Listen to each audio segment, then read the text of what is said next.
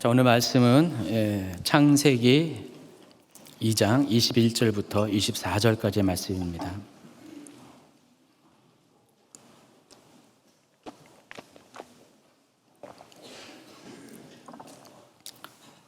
창세기 2장 21절부터 24절까지.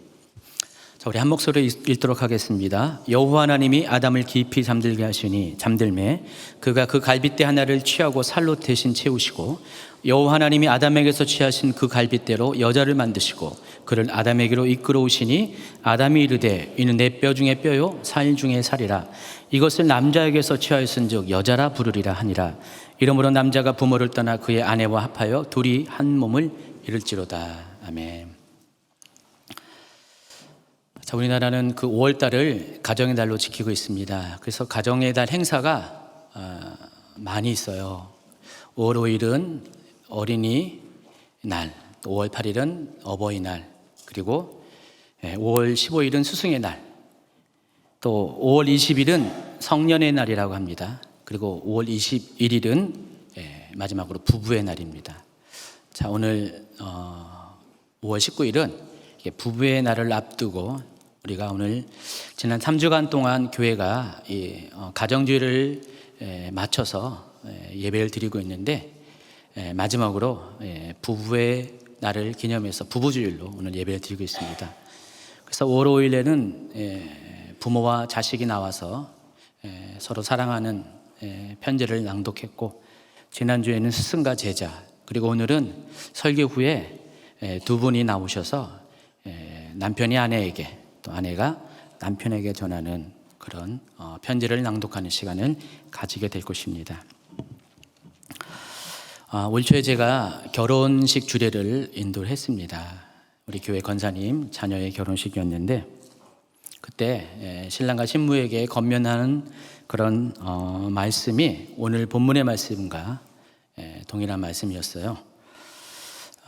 저 같은 경우는 이제 강의 빼고 정해진 주제 강의 빼고는 설교의 경우는 뭐 반복해서 예전에 했던 설교를 다시 하는 케이스가 거의 없습니다. 그런데 지난번에 말씀을 전하고 나서 저도 약간 아쉬웠어요. 교회에서 하면은 너무 편하게 하고 싶은 말을 다 할 수가 있는데 결혼식 때 이 말을 전하니까 너무 답답했어요. 저도요. 그리고 마음껏 전할 수가 없습니다. 회중이 하나님 모르는 분들이 많이 있기 때문에 저 또한 답답했고, 또 제가 그것을 우리 제1청년들 결혼이 조금 급한 분들에게 그 주례사를 좀 이렇게 공유했어요. 그랬더니 너무들 좋아하시더라고요. 그래가지고 목사님 저 결혼할 때도 그 주례사 해주세요. 결혼을 해야지 해주죠. 그래서 기다리다가 오늘 때마침 본문이 같아서 또 여러분에게도 도움이 될 것 같아서 그 내용을 먼저 공유하고 오늘 말씀을 본격적으로 풀어드리도록 하겠습니다. 자, 오늘 말씀을 읽으면서 저는 몇 가지 호기심을 가졌습니다. 첫 번째 호기심이 남자의 갈빗대 숫자에 관한 겁니다. 여러분, 하나님께서 사람을 창조하실 때 먼저는 흙으로 아담을 지으셨다 그랬습니다. 그리고 이어서 하와를 창조하셨는데 하와의 경우는 아담과 재료가 좀 달라요. 아담은 흙으로 아담을 지으셨는데 하와는 뭐로 지었죠? 갈빗대 하나로, 갈빗대 두 개도 아니고 하나로 지으셨습니다. 그 이야기가 21절과 22절에 기록되어 있는데 다시 한번 읽도록 하겠습니다. 여호와 하나님이 아담을 깊이 잠들게 하시니 잠들매 그가 그 갈빗대 하나를 취하고 살로 대신 채우시고 여호와 하나님이 아담에게서 취하신 그 갈빗대로 여자를 만드시고 그를 아담에게로 이끌어 오시니. 자, 우리가 이 말씀을 읽으면은 호기심이 생겨야 됩니다. 많은 분들이 이 말씀을 읽으면서 다는 아니지만 몇 분은 이런 동일한 호기심을 가지고 계시더라고요. 저도 똑같이 이런 호기심을 가졌습니다. 자, 그렇다면 이후 태어나는 사람들, 특별히 남자와 여자의 갈빗대 수가 달라야 하지 않습니까? 왜냐하면 갈빗대 하나가 빼줬으니까. 그러니까 남자가 여자보다 갈빗대 하나가 적어야 된다라는 그런 생각을 해봅니다. 한번 확인하는 시간 갖도록 하겠습니다. 자, 옆에 분들 갈빗대를 한번 좀 만져주세요. 만지기 힘들면은 부부는 가능한데 자기 자신 갈빗대도 한 번씩 이렇게 밑에서부터 쫙 이렇게 올라가 보서 갈빗대가 몇 개가 있는가, 왼쪽이 몇 개, 오른쪽이 몇 개가 있는가를 확인해 보시기 바랍니다. 그래서 저도 이제 확인해 봤는데 도저히 확인이 안 돼요. 그래서 제가 저 그림을 찾아봤어요. 그랬더니 정답은 진실은 저겁니다. 왼쪽 12개, 오른쪽 12개, 모두 12쌍의 갈빗대가 있고, 그리고 남자나 여자나 동일하다는 것. 목사님, 저는 다른데요. 그러면 혹시 계시나요? 그건 잘못된 분이죠. 어디 한데 뭐 이렇게 뭐가 맞아가지고 자기도 모르게 갈빗뼈가 하나 없어진 거지. 남자나 여자는 똑같이 12쌍의 갈빗대, 모두 24개의 갈빗대를 갖고 있습니다. 자, 그렇다면은 아담의 갈빗대를 취해서 하와를 지었다는 성경 말씀이 틀리는 것일까요? 그건 아닙니다. 성경 말씀은 틀리지 않습니다. 그리고 아담이 하와에 비해서 갈빗대 하나가 부족한 것도 맞아요. 그럼 뭔가 이게 언밸런스잖아요. 성경에서 분명히 갈빗대를 취해서 하나를 지었다는 그 기록이 맞고, 또 아담이 하와에 비해서 갈빗대 하나가 부족한 것도 분명히 맞습니다. 근데 여러분, 핵심은 이겁니다. 갈빗대 하나가 부족한 것은 아담 한 명에게 해당하는 사실이에요. 아담만 갈빗대 하나가 부족하지 다른 사람들은 그렇지 않다는 것입니다. 그러니까 아담은 이렇게 창조될 때 선천적으로 우리와 똑같이 24개의 갈빗대를 갖고 태어났어요. 그런데 그 중에 하나가 여자를 만드는 재료로 사용되었습니다. 그래서 23개가 있었습니다. 아마 그 아담은 죽을 때까지 평생을 23개의 갈빗대를 가지고 살았을 것입니다. 그러나 그 이후에 태어난 아담의 후손들은 모두 남자들은 갈빗대 24개가 있다는 것입니다. 이게 진실입니다. 두 번째 호기심이 있습니다. 근데 왜 하필 굳이 갈빗대를 가지고 하나님이 사람을 지으셨을까? 저기 있는 것처럼 하나님이 갈비를 좋아하셔서 어쩌다 보니까 갈비뼈. 둘 중에 뭘까요? 저긴 정답이 없습니다. 하나님이 갈비를 먹는 걸 좋아하신 건 아니고요. 또 어쩌다 보니까 갈빗대를 그냥 딱 잡은 것도 아니고, 분명한 이유와 목적을 가지고 하나님께서 갈빗뼈를 택해서 하와를 지으신 겁니다. 왜 갈빗뼈를 가지고 하와를 지었을까? 역설적으로 우리가 보면은 이 갈빗뼈가 뼈 중에서 가장 약한 뼈 중에 하나이기 때문에 그래요. 갈빗뼈는요, 쉽게 골절됩니다. 등 쪽에 있는 뼈는 모두 이렇게 똑같이 앞에 뒤가 갈빗뼈가 늑골이 연결되어 있습니다. 등 쪽에 있는 것은 굉장히 강합니다. 튼튼합니다. 그런데 이 가슴 쪽에 있는 흉골은 연질로 되어 있습니다. 그래서 뼈 자체가 쉽게 부러지는 그런 구조로 되어 있습니다. 그래서 이 뼈가 약하다는 것은 어떻게 보면 단점이죠. 뼈가 약한 건 좋은 게 아닙니다. 그런데 반대로 생각하면요, 그 단점이 장점이기도 합니다. 첫 번째 이유가 이런 거예요. 갈비뼈는 신체 중에서 가장 중요한 장기 중에 하나인 심장과 폐를 보호하고 있습니다. 근데 너무 뼈가 강하잖아요. 그러면은 그 뼈가 부러질 때 그 강함으로 인해서 이 주요 장기들이 심장과 폐가 심각한 손상을 줄 수가 있다고 합니다. 지금처럼 연약한 상태에서도 이 늑골이 부러지면은 심장과 폐에게 무리를 주고 상처를 주거든요. 손상을 주거든요. 하물며 갈비뼈가 지금보다 강하면 어떻게 됩니까? 더 큰 손상을 입히게 될 것입니다. 그래서 이 갈비뼈는요, 강한 것보다 약한 것이 좋다고 합니다. 또 한 가지 장점은요, 이 갈비뼈는 쉽게 손상되는 만큼 쉽게 회복이 가능하다는 것입니다. 이것이 중요한 이유가 있습니다. 대부분의 신체는요, 뼈가 부러지면 어떻게 되죠? 부목을 내잖아요. 그리고 여러분 이제 깁스라고 캐스팅을 하게 됩니다. 그런데 갈비뼈가 부러지면 이것이 불가능해요. 왜 불가능하죠? 갈비뼈 안에 폐가 있기 때문에 호흡을 해야 되잖아요. 여러분 가슴에다가 한번 이렇게 깁스를 한번 해보세요. 호흡하기 너무 어렵습니다. 또 심장까지 무리를 줄 수가 있습니다. 그래서 대부분의 경우 이 갈비뼈가 부러지면은 자연 치료를 할 수밖에 없어요. 특별한 방법이 없습니다. 심하게 손상된 경우 수술을 해야 되지만은 그냥 똑 단순 골절일 경우는 그 상태로 놔둘 수밖에 없다는 것입니다. 제가 군대 생활을 의무대에서 복무를 했기 때문에 이걸 잘 알아요. 1년에 한두 번 이렇게 군대에서 훈련 받다가 이 늑골이 나가서 갈비뼈가 나가서 의무대로 오는 사람들이 있습니다. 근데 군의관이 이제 진단해서 심각하지 않는 경우는 아주 단순한 처방을 합니다. 저에게 시키거든요, 보통. 제가 군의관 조수였어요, 이래봬도. 뭔 말인지 모르죠? 그래서 군의관이 이렇게 요청하는 게 여러분 이제 탄력 붕대라고 이렇게 붕대가 이렇게 당기면은 이렇게 신축성이 있는 그 붕대, 그 탄력 붕대라고 그러는데 그 붕대를 가지고 김병장 팔자 붕대 해 막 그래요. 그럼 팔자 붕대가 뭐냐면은 등을 이렇게 쫙 이렇게 어깨를 쫙 피게 해요. 이렇게 딱 이렇게 피게 하고 붕대를 어깨에서부터 이렇게 팔자로 이렇게 감고 해가지고 어깨를 쫙 핍니다.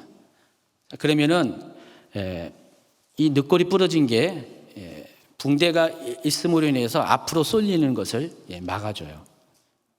그래서 그것 때문에 통증을 완화시키고 또 뼈가 굳는 동안에 또 다른 것들 건드리지 못하도록 보호하는 그런 조치를 취합니다. 그게 전부예요. 진통제 주고 팔자붕대 하고 그러면은 한 몇 주 정도 되면은 갈비뼈 부러진 사람들이 거의 회복을 하게 됩니다. 자, 그러므로 우리가 하나님께서 왜 하필 굳이 약한 뼈 중에 하나인 갈비뼈를 택해서 하을을 지었을까에 대한 답을 여기에서 찾을 수가 있습니다. 아내가 바로 그런 존재이기 때문에 그렇습니다. 갈비뼈는 비록 약해 보이나 그럼에도 불구하고 그 약함 안에 있는 장점이 있다고 그랬어요. 바로 인체의 가장 중요한 장기 중에 하나인 심장과 폐를 보다 안전하고 보다 부드럽게 보호해 주는 것이 갈비뼈의 역할입니다. 아내도 마찬가지입니다. 굉장히 약해 보이는 존재이지만은 남편의 인생을 그와 같이 지켜주는 존재가 아내라는 것입니다. 여러분, 부드러움 속에 강함이 있어요. 여성은 바로 그런 분이라는 겁니다. 따라서 이 아내의 존재로 인해서 이 남편의 심장이 뛸 수가 있는 것입니다. 남자의 폐가 마음껏 호흡할 수가 있는 것입니다. 또 이런 측면도 있습니다. 간혹 영화 같은 데 보면은 한 남자가 첫눈에 반할 만한 여인을 만나게 될 때 보통 우리가 어떻게 표현하죠? 심장이 멎습니다. 호흡이 멎습니다. 자, 여자는 그래요. 심장과 폐를 보호하는 역할도 하고요. 남자의 심장과 호흡을 멈추게 하는 그런 역할을 하는 분이 여자라는 것입니다.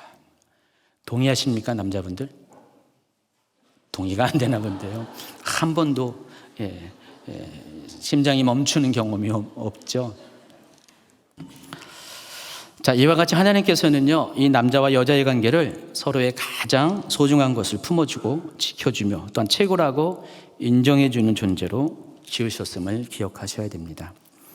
그래서 결혼의 정의를 저는 오늘 이 말씀에 비춰서 이렇게 여러분에게 소개합니다. 한번 같이 읽어볼까요? 결혼이란 생명을 만들고 유지하는 남편의 강인한 심장과 폐, 그리고 그것을 보호하고 지키는 아내의 연약한 갈비뼈가 만나 한 몸을 이루는 것. 이게 결혼입니다. 남편은 아내로 하여금 살아 숨쉬게 하는 폐의 역할과 생명력 있는 삶을 살아가게 하는 심장의 역할을 하는 존재입니다.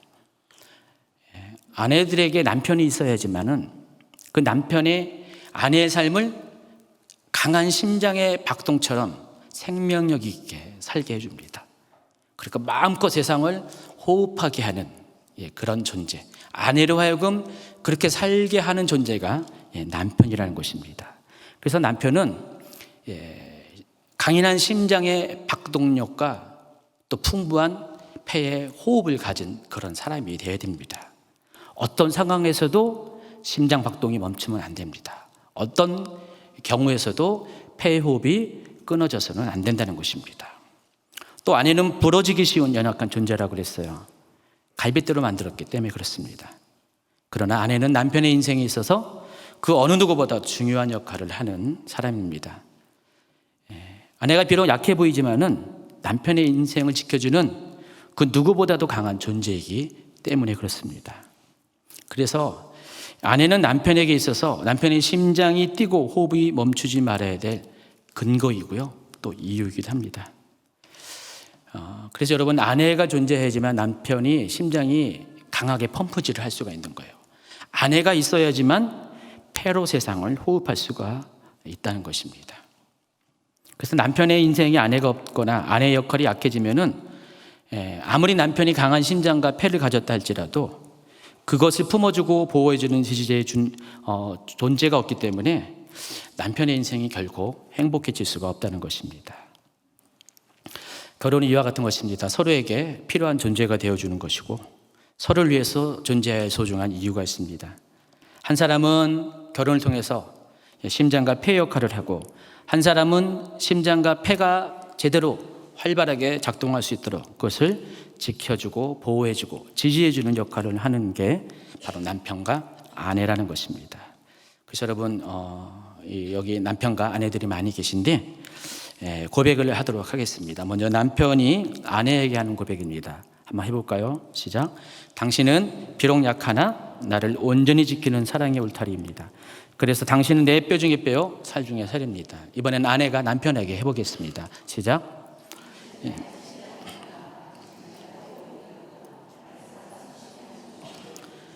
자, 남편은 거의 들르당 말랑 했는데 아내분들은 아주 우렁차게 고백을 했습니다. 자, 여기까지가 이제 주례사의 내용이죠.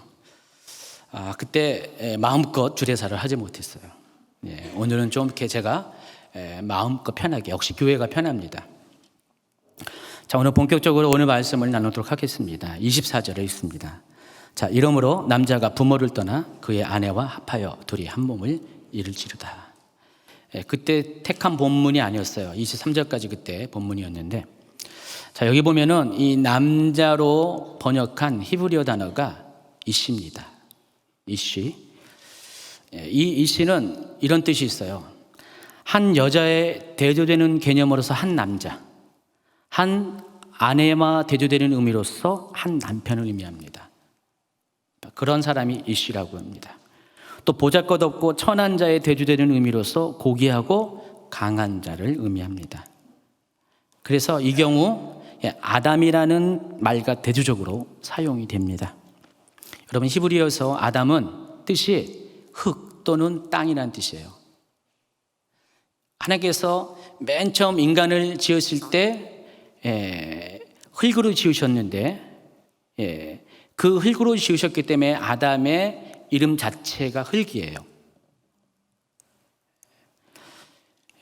그래서 이 시에 비하면은 이 아담은 보잘것없고 천한 존재라는 것입니다. 고귀하고 존귀한 존재에 비해서 이 흙이란 존재는 보잘것없는 천한 존재라는 것입니다. 시편 49편 2절에 이런 표현이 있습니다. 귀천 빈부를 막론하고 다 들을지어다. 여기서 이 귀천에 해당하는 히브리어 이 단어를 히브리어적인 의미로 살펴보면은 귀한 자를 의미하는 이시와 또 천한 자를 의미하는 아담이라는 두 단어가 여기 이 안에 들어가 있는 거예요. 그래서 이 귀천이라는 것은 이시의 자녀들과 아담의 자녀들이라는 뜻이 되는 것입니다. 조금 더 이해하기 쉽게 여러분 설명한다면 이런 것입니다. 남편들에게 드리는 말씀입니다. 만약에 우리 남편들이 홀로 존재한다면은 여러분은 히브리어로 흙 또는 땅을 의미하는 아담에 불과한 인생을 살 수밖에 없어요. 그런데 여러분이 배우자를 만나서 여자의 남편이 된다면은, 한 아내의 남편이 되면은 여러분은 그때부터 이씨가 되는 거예요. 고귀하고 강한 자가 된다는 것입니다. 그래서 이 아담은 홀로 존재하면 안 됩니다. 반드시 이씨로서 아내와 함께 해야 한다는 것입니다. 23절에는요, 이씨와 대조되는 이씨라는 단어가 또 등장해요. 이것을 한글로 여자라고 번역합니다. 한번 23절을 히브리어로 한번 읽도록 하겠습니다. 그 부분만 같이 있습니다. 아담이 이르되 이는 내 뼈 중에 뼈요 살 중에 살이라. 이것을 이씨에게서 취하였은즉 이씨라고 부리라 하니라 그랬습니다. 히브리어로 남자는 이씨, 여자는 이씨가 되는 것입니다.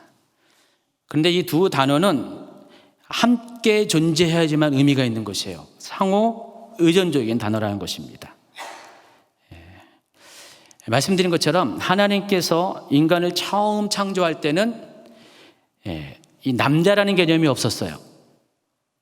오직 아담만 있었습니다. 그런데 하나님께서 그 아담으로부터 이씨를 만들게 되면서 이씨가 생겨난 것이에요. 이해하시겠어요?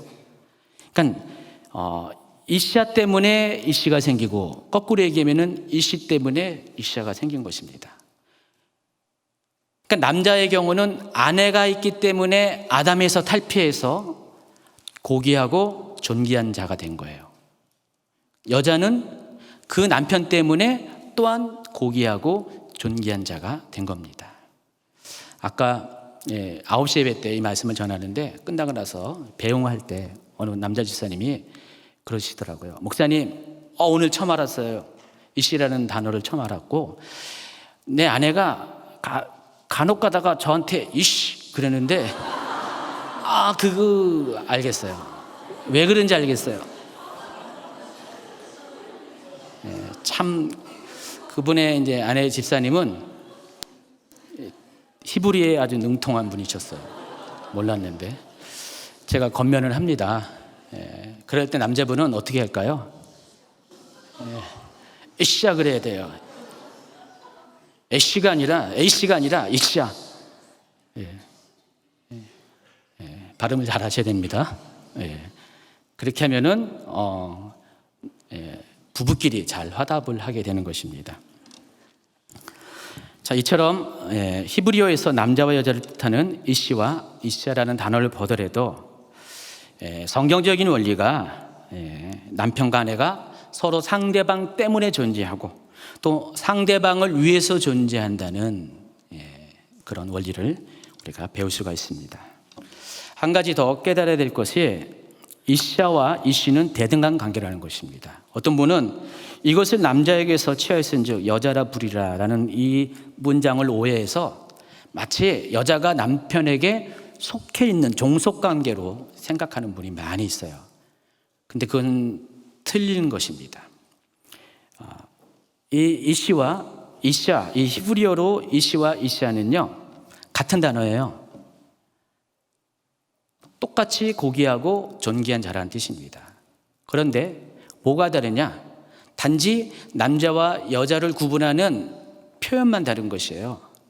그래서 이씨의 뒤쪽에 헤이라고 하는 그 히브리어 알파벳, 이것이 붙으면 여성형이 되는 거예요. 그러니까 똑같은 이씨에다가 헤이를 붙이면 여자 이씨가 되는 거예요. 그래서 여자도 똑같이 이씨예요. 단지 표현이 여성이라는 것을 구분하기 위해서 이씨아로 표현할 뿐이라는 것입니다. 자, 그러면은 성경이 말하는 바가 뭐죠? 남자와 여자는 다 똑같이 동등한 존재, 하나님 앞에 고귀하고 존귀한 자라는 것입니다. 그런데 만약에 홀로 존재한다면은 아담이 되는 것이고, 함께 존재해야지만 그 상대방 때문에 이씨와 이씨아가 된다는 사실을 여러분이 아시기 바랍니다. 그래서 이씨와 이씨아는요 본질적으로 같은 존재라는 것을 아시기 바랍니다. 하나가 다른 하나로부터 나온 존재고요, 다른 하나의 본질을 그대로 간직한 존재라는 것입니다. 이것이 하나님께서 남자와 여자를 창조한 원리입니다. 그렇기 때문에 남자와 여자가 하나님 앞에 동등한 인격적인 관계로 설 때에만 온전한 부부 관계가 형성이 가능하다는 것을 여러분이 아시기 바랍니다. 다시 23절로 돌아가면은요, 아담이 하와를 보고 뭐라고 했습니까? 이는 내 뼈 중에 뼈요, 살 중에 살이라 그랬습니다.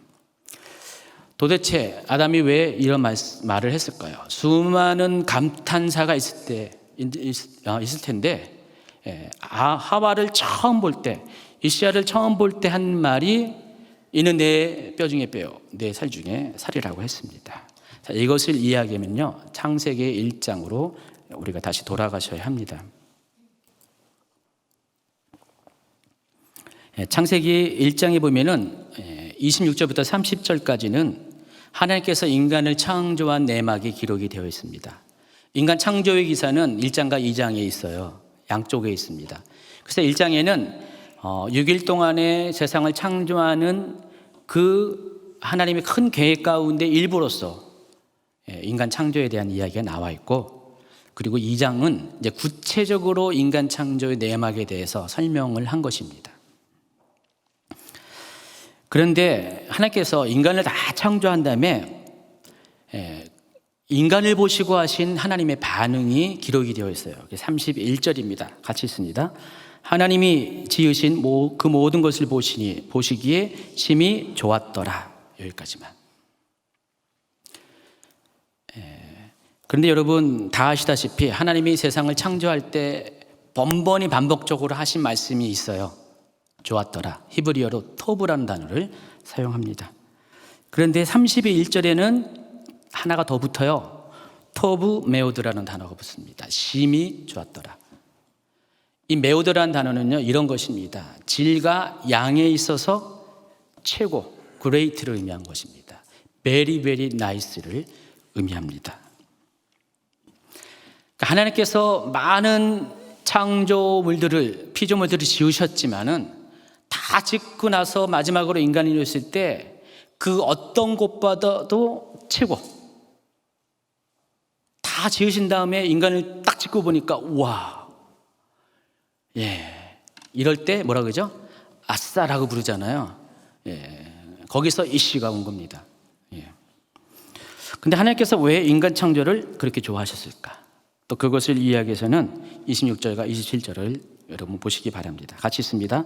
하나님이 이르시되 우리의 형상을 따라 우리의 모양대로 우리가 사람을 만들고 그들로 바다의 물고기와 하늘의 새와 가축과 온 땅과 땅에 기는 모든 것을 다스리게 하자 하시고, 하나님이 자기 형상 곧 하나님의 형상대로 사람을 창조하시되 남자와 여자를 창조하셨다 그랬습니다. 하나님께서 왜 기뻐하셨는가? 왜 심히 좋았더라라고 감탄을 하셨는가? 다른 이유가 아니라 인간은 하나님께서 자기의 형상과 자기의 모습을 가지고 지으신 존재이기 때문에 그렇습니다. 다른 말로 말해서 다른 창조물과는 달리 오직 인간만이 하나님으로부터 나왔다는 것입니다. 그럼 인간과 동일하게 흙으로 지은 존재가 있습니다. 들짐승들입니다. 그 들짐승도 똑같이 인간과 같이 흙을 지었어요. 근데 창세기 2장 7절에 보면은 하나님께서 인간을 지으시고 들짐승에게 없는 한 가지를 더 부여하셨죠. 하나님의 생기, 호흡을 불어넣으셨습니다. 우리가 이것을 이제 어떻게 이해해야 됩니까? 하나님의 영으로 이해하면 됩니다. 하나님의 영을 불어넣을 때 비로소 우리가 영적으로 살아있는 생명이 되었습니다. 이게 인간 창조가 다른 동물 창조와 다른 점입니다. 그래서 인간은 다른 동물에게 없는 하나님의 형상이 있어요. DNA가 있다는 것입니다. 그리고 또 여러분, 이 모습이라는 단어 속에는요, 이게 추상적인 단어가 아니에요. 알고 보면은 우리의 외모 또한 하나님을 닮았다는 것을 여러분이 아시기 바랍니다. 우리가 보통 하나님에 대해서 오해하는 것 중에 하나가 하나님은 영이시니 하나님의 형체가 없다고 생각하는 분이 많이 있어요. 아닙니다. 하나님은 형체가 있어요. 단지 우리가 육으로 볼 수 없을 뿐이고 하나님은 영으로서의 영의 형체가 있다는 것입니다. 그래서 여러분, 이게 구약 성경을 잘 보면은 하나님께서 보좌에 앉으신 이런 묘사가 되고요. 심지어 어떤 성경에서는요, 하나님의 보좌의 모습이 마치 우리 사람을 보듯이 하나님이 그런 모습으로 앉아있다고 표현을 하고 있습니다. 신약 성경 계시록에도요, 하나님을 그와 같이 묘사를 하고 있습니다. 단지 우리가 하나님을 볼 수 없을 뿐이지 하나님은 형체를 가지고 계신다는 것입니다. 그래서 하나님께서 그 하나님의 형체를 보여주시기 위해서 누구를 보냈습니까? 예수 그리스도를 보내셨어요. 인간의 모습으로 보내셨습니다. 그런데 우리가 한 가지 더 생각할 것이 있어요. 예수님이 이 땅에 인간의 모습으로 왔을 때 그 인간의 모습이 단지 예수님의 존재가 그전엔 그러지 않았는데 이 땅에 오셔야 되기 때문에 어쩔 수 없이 인간의 모습으로 오신 것이 아니라는 것입니다. 예수님은요, 이 땅에 인간의 모습으로 오시기 전에도 하늘에서도 하나님 보좌에 함께 계실 때도 그 모습이었어요. 여러분, 누가 먼저 창조됐죠? 창조라기보다도 누가 먼저 존재했죠? 예수님이 먼저 존재했죠. 언제부터 존재하지는 몰라요. 영원 전부터 존재하신 분이세요. 그러니까 우리가 지음받기 전에, 우리가 이 모습으로 지음받기 전에 예수님이 먼저 이 모습으로 계셨다는 것입니다. 그래서 하나님은 우연찮게 여러분에게 얼굴에 눈, 코, 입 이런 모습으로 지으신 게 아니라 원래부터 계신 하나님의 모습을 가지고 그와 같은 모습으로 우리 인간을 지으신 거예요. 그래서 그것을 확인시켜 주시기 위해서 예수님이 육신을 가지고 이 땅에 오신 것입니다. 여러분, 영은 보이지 않는다고 해서 형체가 없는 게 절대 아닙니다. 여러분이 지금 돌아가셔서 하나님 나라 가시게 되면 육은 두고 영혼을 가지고 갑니다. 그때 똑같이 형체가 있어요. 그러니까 영의 몸이 있다는 것입니다. 그래서 이 땅에 올 때는 육의 몸을 입을 뿐입니다. 그렇기 때문에 우리가 하나님의 형상과 하나님의 모습으로 지음받았다는 그것은 실제로 하나님의 모든 본질과 하나님의 DNA와 더불어서 우리의 외모조차도 하나님을 닮게 지음을 받았다는 것을 의미한다는 것입니다. 인간만이 그런 거예요. 인간만이 모든 것이 영혼육이 다 하나님으로부터 온 것이라는 것을 여러분이 아시기 바랍니다. 자, 하나님께서 인간을 딱 지었어요. 창조했어요. 그런데 아무리 봐도 너무 좋으신 거예요. 다른 창조물을 지을 때도 토부였는데 인간을 지으니까 너무너무 심히 좋으신 거예요. 그래서 우리식으로 표현하면은 아싸고, 그래서 하나님으로 표현하면은 이씨가 되는 거죠. 이해하시겠습니까? 최근에 주임제교회에 몇 명의 신생아들이 태어났습니다. 이제 한두 달이 있으면 아기들이 올 겁니다. 이전에 이제 그보다 먼저 몇 달 전에 태어난 아기들을 보면은요, 아기들은 다 예쁘잖아요, 그렇죠? 저하고 최원영 목사님, 특히 최원영 목사님은 아기라면은 너무너무 좋아하죠. 그런데 평소에 아기를 별로 안 좋아하는 분들도 간혹 계시더라고요. 그런데 애를 낳잖아요. 많은 게 바뀝니다. 제일 먼저 바뀌는 게 뭔지 아세요? 카톡방 프로필. 전에는 다른 것으로 막 도배했다가 애를 낳기 시작하면은 아이 프로필로 다 바뀌어요. 어떤 분은 아이 사진만 100개는 되더라고요. 제가 프로필 보고 이제 이렇게 모르는 분이 이제 저한테 뜰 때가 있어요. 저한테 개인적으로 막 이렇게 카톡으로 이렇게 저 주소록이 없는데 어떻게 저를 아시고 이렇게 친구 신청하셔가지고 막 이렇게 뭔가를 이렇게 상담도 보내시고 하거든요. 그래서 내가 아는 분인가 해가지고 얼굴을 확인하려면 얼굴이 확인이 안 돼. 어떤 분은 다 아기 사진만 있어요. 정말로 이렇게 아이가 출생하면은 아이 사진으로 도배합니다. 그리고 그때부터는 사람과의 대화의 주제도 다 아이 이야기. 재정을 쓰는 우선순위, 시간을 배정하는 우선순위도 다 아이. 왜 그럽니까? 아이가 심이 좋아서. 마찬가지입니다. 하나님께서 우리를 창조하실 때 하나님의 반응이 그거예요. 창조해 보니까 너무너무 좋은 거예요. 왜냐하면 하나님 닮은 유일한 존재이기 때문에. 그래서 하나님이 심히 좋았더라. 바로 이것이 인간 창조를 바라보는 하나님의 반응입니다. 제가 오늘 아담이 그 여자를 하나님께서 지은 다음에 여자를 볼 때 처음으로 한 반응이 내 뼈 중에 뼈요, 살 중에 살이라고 했습니다. 자, 이 표현은요, 하나님께서 아담을 지으시고 심히 좋았더라고 한 그 감탄의 아담 버전이에요.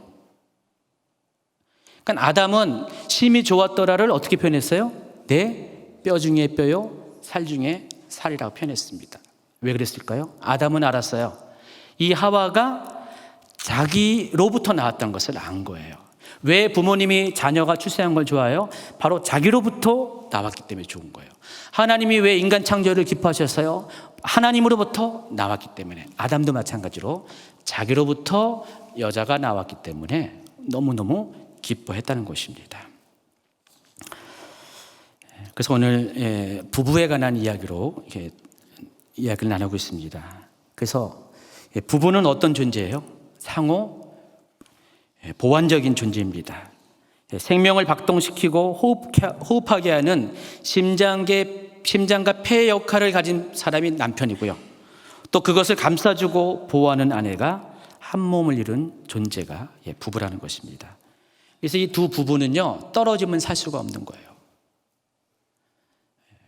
이 부부는 서로에게 꼭 필요한 존재라는 것을 여러분이 아시기 바랍니다. 그리고 또한 부부는 서로가 존재함으로써 서로를 고귀하고 강한 자로 만들어준 존재입니다. 말씀드렸듯이 아담은 흙으로 존재할 때는, 홀로 존재할 때는 흙밖에 안 되었는데, 그렇지만 그 여자 이시아로 인해서 이시가 되었을 때 그런 존귀한 자가 되었습니다. 그래서 반드시 혼자 존재하지 말아야 돼요. 제가 특별히 이제 가장 우선순위가 급한 일청년들에게 지난번에 이벤트를 한 적이 있었어요. 짝 이벤트. 그래서 본인이 좀 호감되는 자매와 형제를 써내라고 그랬어요. 공개적으로 말고 저한테 개인적으로 보내라고 했어요. 3명씩 보냈는데, 그때 응답한 사람이 자매 한 분, 또 형제 한 분이었어요. 아쉽게도 안 맞았어요. 그래서 아무것도 할 수 없었습니다. 언젠가 또 한 번 할 겁니다. 새로운 멤버들이 생겨났으니까. 이전 것은 다 지나갔고 이제 새롭게 할 겁니다. 제가 일청년에게 그 같은 이벤트를 한 이유가 다른 게 아니라 언젠가부터요, 막 걱정이 되는 거예요, 제가. 저희 딸도 이제 28이 됐는데, 최은영 목사님은 벌써 이제 결혼 걱정을 좀 하더라고요. 근데 하물며 30, 40, 50이 육박한 자매들을 보니까 제가 막 불안해요. 자매만 불안한 게 아니라 형제도 마찬가지예요. 너무 이렇게 마음이 막 이상하죠? 막 불안한 거예요. 그래가지고 빨리 결혼해야 될 텐데, 저렇게 혼자 늙어가면 안 되는데, 저러다가 60, 70이 되면 어떡하지? 굉장히 본인들은 전혀 상관이 없는지 몰라도 저는 염려, 걱정, 근심, 불안, 초조가 있는 거예요. 일청년분들께서 여러분은 저로 하여금 그렇게 만드신다는 것을 꼭 기억하시기 바랍니다. 그래서 짝 이벤트를 했는데, 결혼은 하고 싶다고 얘기했는데 행동은 옮기지 않더라고요. 그래서 제가 실은 오늘 말씀도 일청년들을 좀 들으라고 더 하는지도 몰라요. 그 뒤에 이청년도 따라옵니다. 어쨌든 이 부부는 본질적으로 동일한 존재입니다. 하나님과 인간과 같이 형상과 모습을 공유한 존재가 바로 부부라는 것입니다. 결혼해서 오래 산 분들 보면은 서로 닮았다라고 주변에서 말을 합니다. 결혼하기 전에는 안 닮았어요. 근데 결혼하고 오래 살다 보면은 닮아 보여요. 제가 봐도 정말 닮은 분 많이 있어요. 저하고 최은영 목사님도 안 닮았거든요. 근데 어떤 분은 저하고 최은영 목사님이 닮았대요. 여러분 닮아 보입니까? 예. 근데 뭐 닮았다고 약간 눈이 좀 이렇게 문제가 있는지 모르지만은 저기 보니까 저기 우리 김태현 이사님하고 유영애 쌤 닮았어요. 닮았습니다. 전에는 안 닮았는데 닮았다는 표현을 많이 하고 있습니다. 근데 왜 그런지 아세요? 실은 부부는 이미 만나기 전부터 아주 오래 전부터 이미 하나였어요. 하나였는데 그냥 다르게 태어난 거예요. 그러다가 잃어버린 짝을 다시 만난 거예요. 그게 부부라니까요. 그러면 목사님 저는요 헤어졌는데 반론을 제기하는 분이 있습니다. 제가 드린 말씀은 짝을 잘못 만났다. 잠깐 눈이 뼈서 짝을 잘못 만났다. 그렇게밖에 대답할 수가 없습니다. 어쨌든 결론적으로 부부는 같은 본질에서 출발했는데 떨어졌다가 다시 만나는 게 부부입니다. 여러분 하나님께서 인간을 창조하셨을 때 인간이 하나님으로부터 나왔어요. 본질적으로 인간은 하나님에 속해 있는 존재였습니다. 하나님의 모든 DNA와 모든 모습을 그대로 갖고 태어난 게 인간입니다. 창조된 게 인간입니다. 근데 인간이 죄를 지었습니다. 하나님을 떠났을 때 하나님과 점점 멀어지면서 생긴 결과 중에 하나가 그런 자기의 모습을 잊어버린 거예요. 나는 하나님께 속했다는 것을 몰라요. 나는 하나님과 본질적으로 하나라는 것을 놓쳐버린 것입니다. 그러다 다시 하나님을 영접하고 하나님 앞에 다시 가면 어떻게 됩니까? 그때부터 비로소 내가 하나님과 하나라는 것을 발견하게 되고 깨닫게 되어서 그때부터 하나님의 형상이 회복되고 그때부터 우리의 삶의 모든 것에 하나님 닮은 모습들이 다시 되찾아지는 것입니다. 부부는 그런 거라니까요. 부부는 바로 원래는 하나였던 우리 부부가 이씨와 이사였던 부부가 단지 그 전미호로 알파벳 하나가 더 다를 뿐이잖아요. 이것은 근본적으로 다른 게 아니라 그냥 남성과 여성을 분리하는 표시에 불과한 겁니다. 본래부터 우리는 고귀하고 존귀한 자로서 하나님께서 우리를 창조하셨는데 바로 그것을 다시 확인하는 과정이 부부가 되는 과정이라는 것입니다. 그래서 오래 살다 보면은 제대로 된 부부는 그것을 확인하고 하나님 말씀이 맞습니다 하고 주님 나라 가는 것입니다. 여러분 꼭 그렇게 되길 바랍니다. 물론 과정 중에 확인하다 보니까 확인이 안 돼가지고 답답해서 싸우는 경우도 있고 그런 경우도 있지만은 그러나 결국은 여러분 그렇게 확인하시기 바랍니다. 그래서 남자와 여자는 본질적으로 떨어져 있으면은 불안정할 수밖에 없어요. 외로움을 느낄 수밖에 없습니다. 그러니까 하나님은 우리를 그렇게 주셨어요. 하나님과 우리도 똑같아요. 우리가 하나님께로 돌아갈 수밖에 없는 필연적인 이유가 우리는 하나님에 떨어지면 어떻게 돼요? 불안을 느낄 수밖에 없습니다. 하나님은 우리를 그렇게 창조했다니까요. 그래서 아무리 자기 혼자 자기 인생을 자기 마음대로 살아간다 할지라도 결국은 우리는 근원적으로 하나님을 찾을 수밖에 없습니다. 인간은 그런 존재예요. 부부도 마찬가지라니까요. 남자와 여자도 근원적으로 우리는 그렇게 지음받았습니다. 그렇기 때문에 우리는 남자가 여자를 찾는 것, 여자가 남자를 찾는 것은 당연한 것이고요. 마땅히 그래야 된다는 것입니다. 잘못된 것은 남자가 남자를 구하고 여자가 여자를 구하는 것이지 하나님이 우리를 지으실 때는 남자가 여자를 찾고 여자가 남자를 찾는 것입니다. 요즘 제3청년에 이런 현상들이 많이 일어나고 있어요. 이씨가 이씨아를 찾는, 이씨아도 이씨를 찾는 일들이 많이 일어나고 있습니다. 제가 강력하게 지원합니다. 잘해보세요. 그렇다고 해서 또 어떤 우리 청년들은 잘못 찾은 이시아 때문에 교회를 떠나요. 그거는 정말 이렇게 뭐 잘못된 거고요. 내가 눈이 약간 잘못돼가지고 이시아가 아니라 A씨를 찾았으면은 다시 이제 이시아로 돌리면 돼요. 그래서 여러분 이렇게 좋은 현상입니다.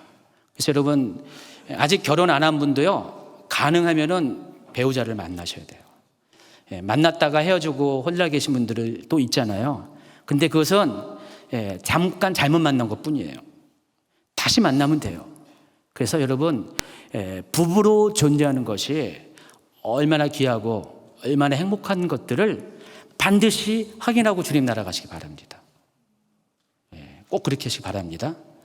제가 아무리 바쁘더라도요, 주례는 할 테니까 1년 12달 주례 쓰면 더 좋습니다. 아니 제가 목회를 하고 딱 2번밖에 주례를 안 썼어요. 속상해요. 왜 결혼을 안 할까? 결혼 많이 하시기 바랍니다. 어떤 분은요, 부부 사이에 사이가 너무 안 좋아서 아내를 힘들게 하고요, 핍박하고, 또 아내는 남편에게 막 모진 말을 하고 무시하는 말을 하고 서로 상처 주고 핍박하는 일들을 많이 하고 있습니다. 왜 그런지 아세요? 바로 그 상대방이, 배우자가 또 다른 나인 걸 몰라서 그래요. 여러분 어떻게 하든지 간에 사람들은 딴 사람은 못 사랑해도 자기 자신을 사랑하잖아요.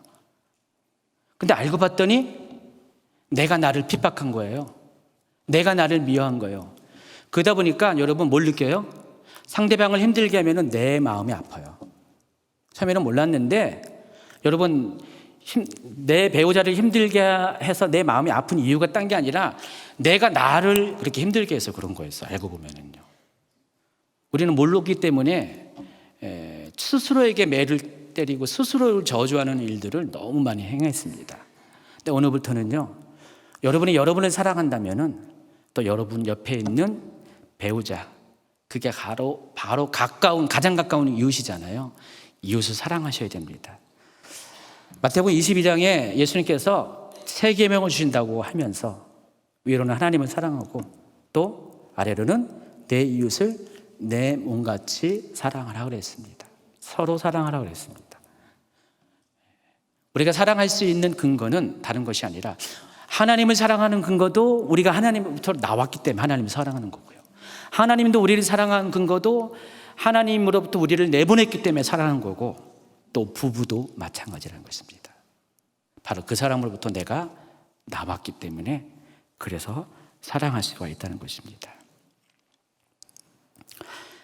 그래서 이 아담은 그 자신을 위해서 창조된 이시아를 보고, 여자를 보고, 하나님이 그랬던 것처럼 토부 메오드, 심히 좋았더라고 말씀하신 것처럼 이는 내 뼈 중에 뼈요 살 중에 살이라고 그렇게 감탄을 할 수밖에 없다는 것입니다. 여러분 앞으로 날마다 여러분의 삶 가운데 이런 감탄사가 하루에 한 번씩이라도 나오기 바랍니다.